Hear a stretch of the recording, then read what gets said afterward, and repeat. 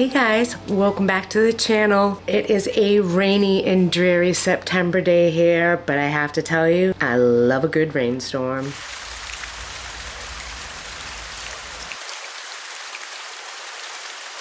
Another thing that I love is that my kitchen is moving along nicely. I've lived with my new faux counters in the cabinets now for a few weeks, and I have to say it's exactly what I had pictured in my head and the vibe I was going for.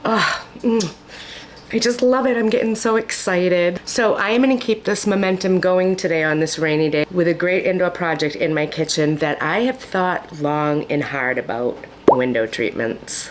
Now the project itself is super easy, but before I can get to that, I was actually looking at my bay window and it needs a little attention, I feel. The sill and the underneath of the sill, it's probably been 40 or 50 years since they have been stained and they've never been retouched through the years, so the finish is completely worn off and there's actually some pretty solid water stains in there that have turned black. The rest of the window surround is fine. It's just limited to the sill and to underneath, kind of like where the water would hit it, and the sill is where it gets most use from items sitting on there. So no wonder the finish is gone and it needs a little sprucing up. So that's what I'm going to do first. I cleaned off the window. I wanted to make sure I really got all of the dirt out of the corners before I start my project. First step though is going to be sanding. Once the sill was dry from me wiping it, I moved on to sanding. And I'm going to use my hand sanding contouring kit. That's like a tongue twister. I'm going to put a little paper down, protect things as best as I can,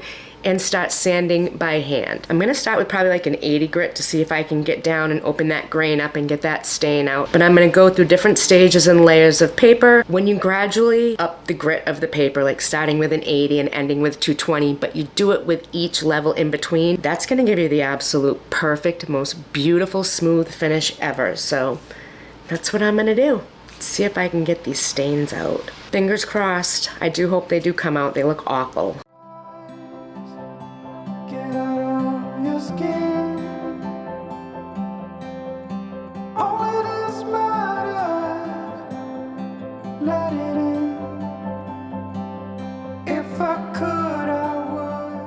Now they do look better, but that one looks way better. That one, believe it or not, looks a lot better, but it's still very visible, so I'm gonna try something. I'm gonna use this Clorox cleaner with bleach in it because I know if you get this on colors, it will take the color out. I mean, it is straight bleach in there, so I'm gonna see.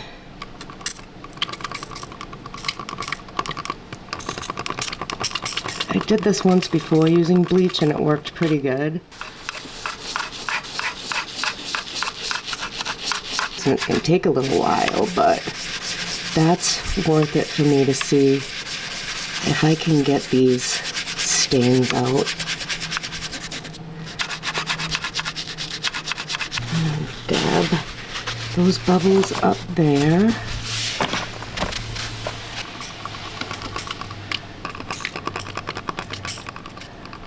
I'm going to let that sit for a while, so.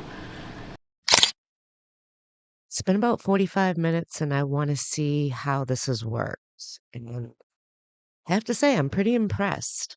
It's not completely gone, but this looks way better and pretty happy with it. I'm going to apply a pre-stain to the whole sill and the underneath part, try to even out the wood because it really is old and a little blotchy, and there's not much I can do unless I want to replace the whole thing, which isn't going to happen. So I'm going to put a coat of wood stain down and then I'm going to go over that with golden oak.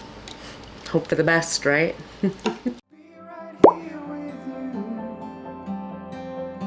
This world of ticking clocks, I hope I'm getting through.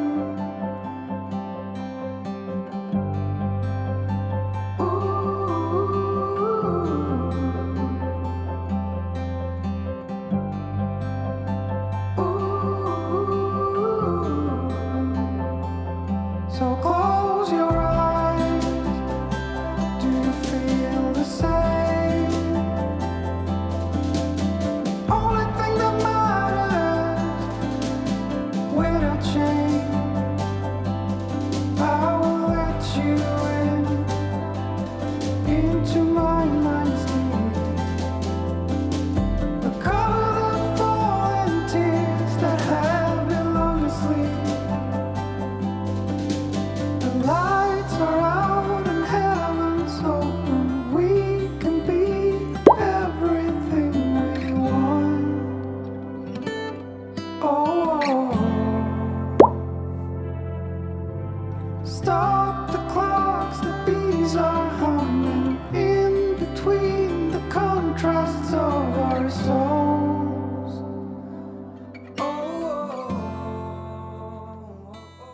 Once I saw how good just that one coat looked, I was all set. I wasn't going to do any more. Now, my stain is oil-based and so isn't my pre-stain.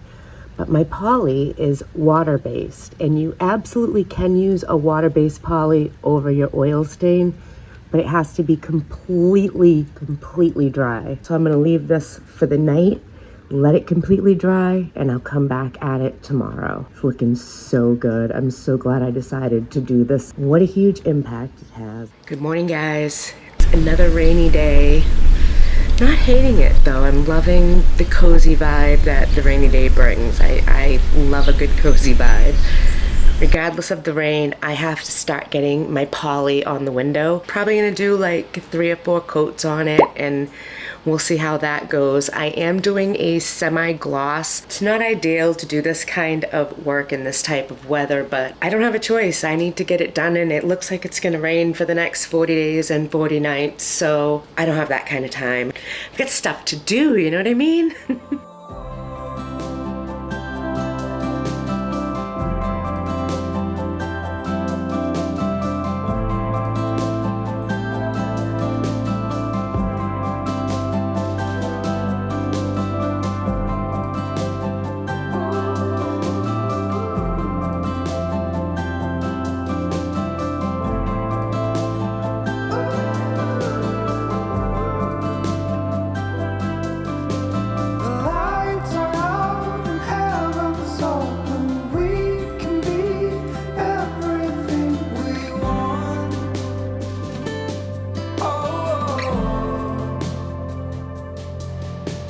Stop the clocks, the beats are humming in between the contrasts of that song.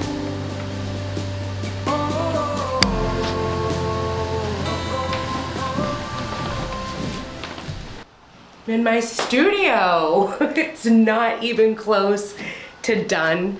The floors aren't even permanently in. That's the next step that Scott's working on. It's hard because we're doing the work ourselves, plus we have a very busy auto body shop, so finding the time is just crazy. But I'm in my studio because I'm gonna be working with spray adhesive for this part of the project, and I don't wanna get it anywhere. It doesn't matter if it gets on the floor in here. The plywood's still going down, the floor's going on top, so this is the perfect spot to do that. My kitchen was not designed for optimal light. I have 2 windows.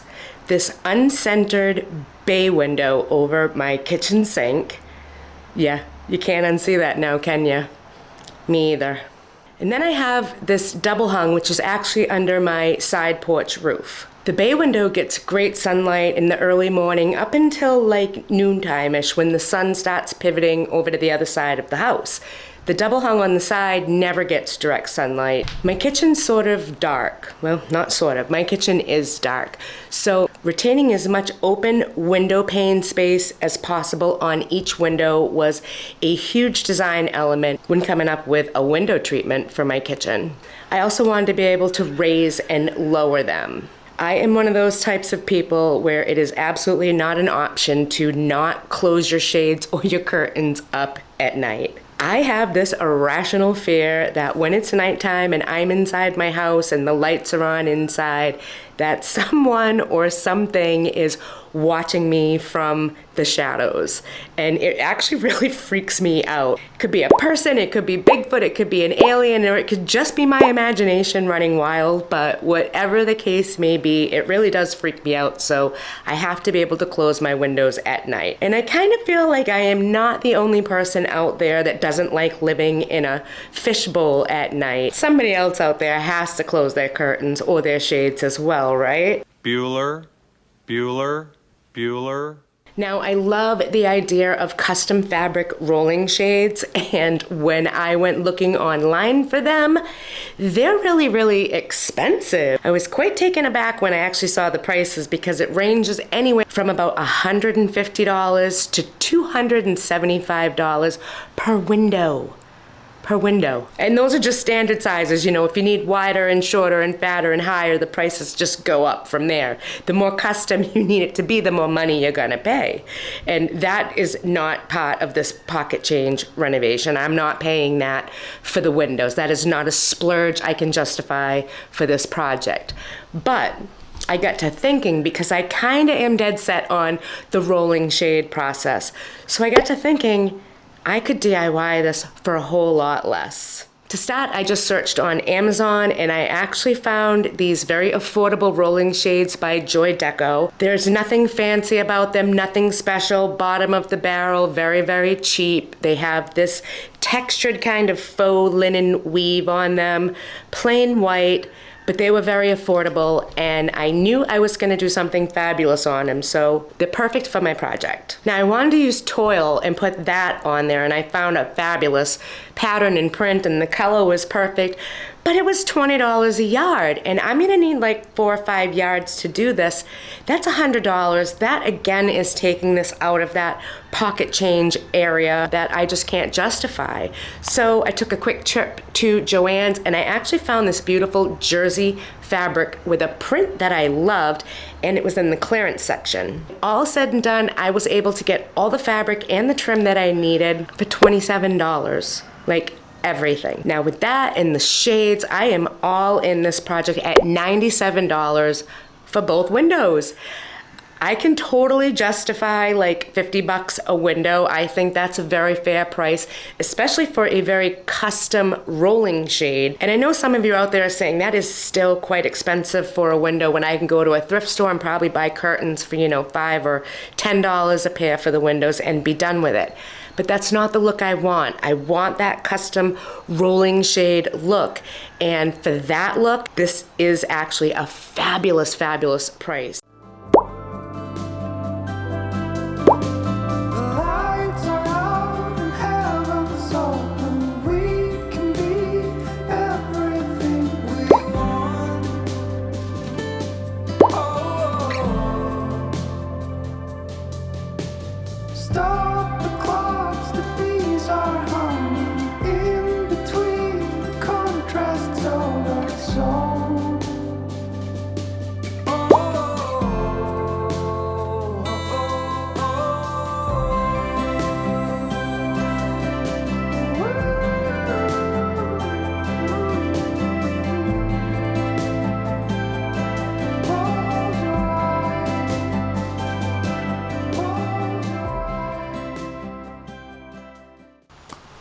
You guys, I just realized this is the first project I've ever done in my new studio. Well, this isn't how I quite envisioned the very first project going. I feel like I should commemorate the moment nonetheless. It's a big moment, and I'm doing my first project out in my studio.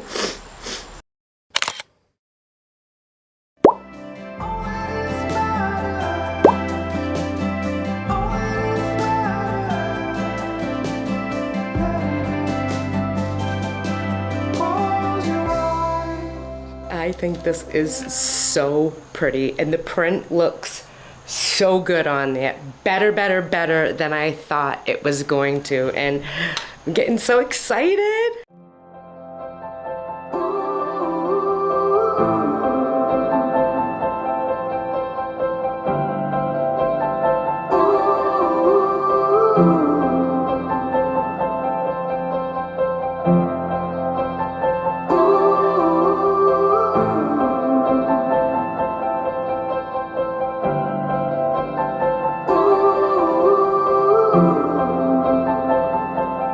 Close your eyes.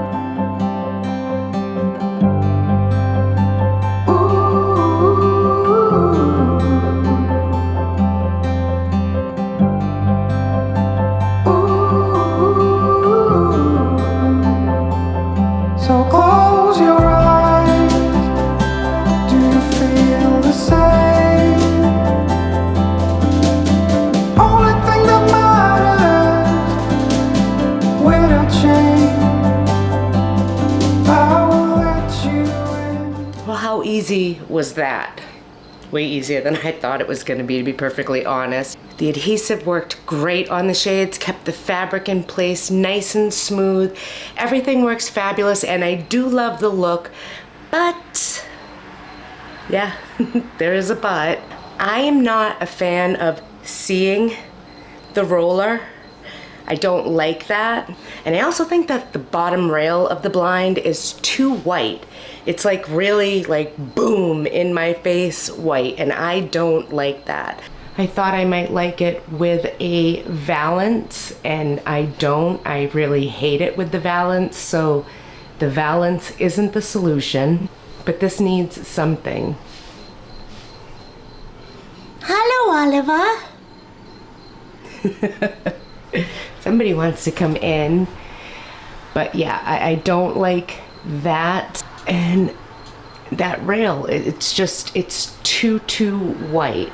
Just the two things I don't like. I've got to come up with something for there and come up with something for the bottom. So it's time to get those creative juices flowing again and come up with some ideas that I can use to actually cover that roller. It's bugging me. Play around with some ideas. I've got a few ideas. I want to play around with them and see which would be the best. And you also have to remember, these cupboards are coming out. So this is going to be under demo to some extent, and I don't want to put a whole ton of money into it right now because it's going to change, and when it's done, then I'll need to think of a permanent solution. But I've got some time. So for now, I'll come up with something fabulous and temporary. Thanks for hanging out with me, guys, and I will see you real soon. Bye. Into my mind's the color of falling tears that have been long asleep. The lights are